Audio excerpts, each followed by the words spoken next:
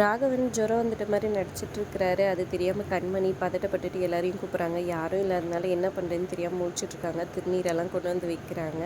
அதுக்கப்புறம் கரெக்டாக வந்துட்டு இவங்க எல்லாரும் ஐடியா கொடுத்ததுனால எல்லாரும் ஒழிஞ்சிட்டு நிற்கிறாங்க. ஒரு பக்கம் அவங்க அப்பாவுக்கு எதுவும் தெரியாதனால அவர் பாட்டுக்கு வந்து நேராக வந்து என்னாச்சுமான்னு சொல்லி கேட்டிருக்காரு. உடம்பு சரியில்லாமாம்மா வந்து தொட்டு பார்த்துட்டு ஜுரமே இல்லையடா அப்படின்னு சொல்கிறாங்க. உள்காய்ச்சல்ப்பா அப்படின்னு சொல்கிறாங்க. என்னம்மா நீ முதலே சொல்லியிருக்கூடாதா, இரு நான் டாக்டருக்கு கால் பண்ணேன். டாக்டருக்கு கால் பண்ணி உடனே வாங்கன்னு சொல்லிடுறாங்க. அப்புறம் கீழே வந்தால் எங்கடா போயிட்டீங்க எல்லாம், நான் எங்கே போனேன் அங்கே போனேன்னு எல்லாரும் சொல்கிறாங்க.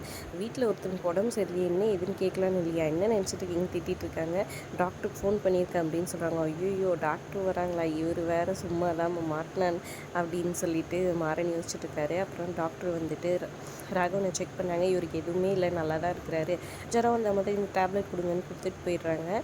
என்னடா ஜுரம் இல்லைன்னு சொல்கிறாங்க, தெரில பையனுக்கும் அப்படின்ற மாதிரி ராகவன் நடிக்கிறாரு. அப்புறம் அவங்க அப்பா போயிட்ட பின்னாடி எல்லாரும் நல்லா இந்த விஷயத்தில் என்ன இது பண்ண பார்க்குறீங்கல்ல, இதெல்லாம் சரிப்படாது, நான் உங்களுக்காக தான் வந்திருக்கிறேன், ஏன் உணர்ச்சிகளையும் கொஞ்சம் புரிஞ்சுங்க, தயவு செஞ்சு இந்த மாதிரியெல்லாம் பண்ணாதீங்க இன்னொரு டைம்னு கண்மணி சொல்லிட்டு போயிடுறாங்க. ராகவன் அப்புறம் அமைதியாக ஏந்து உட்காந்துருச்சு. இப்படி ஃப்ளாப் ஆகிடுச்சு, நீங்கள் கொடுத்த ஐடியா போங்கடா டே அப்படின்னு சொல்லிட்டு தம்பிங்களை வந்துட்டு திட்டிட்டு இருக்காரு. இன்னொரு பக்கம் பார்த்திங்கன்னா இவங்க எல்லாம் வந்துட்டு ராகவனை கிண்டல் பண்ணி சிரிச்சிட்டு இருக்கிறத விஜய் பார்க்குறாங்க. இவங்க சந்தோஷமாக இருக்காங்களே, ஏதாவது ஒன்று பண்ணணும்னு சொல்லிட்டு அவங்க ஆளுங்களுக்கு ஃபோன் பண்ணி பட்டாசு கடையில் தீ வைக்க சொல்லிடுறாங்க. சந்தோஷமாக இருங்க, இன்னும் கொஞ்ச நேரத்தில் அழுவ போகிறீங்க அப்படின்ற மாதிரி யோசிச்சுட்ருக்காங்க. கரெக்டாக இங்கே ரவுடிங்க போயிட்டு பட்டாசு கடையில் வந்துட்டு பற்ற வைக்க பார்க்க கரெக்டாக சூர்யா எதிர்கடைக்காரர் வந்துட்டு தடுத்து நிறுத்தி அவனுங்களை அடித்து போட்டு காரில் ஏற்றிக்கிட்டு வரான்.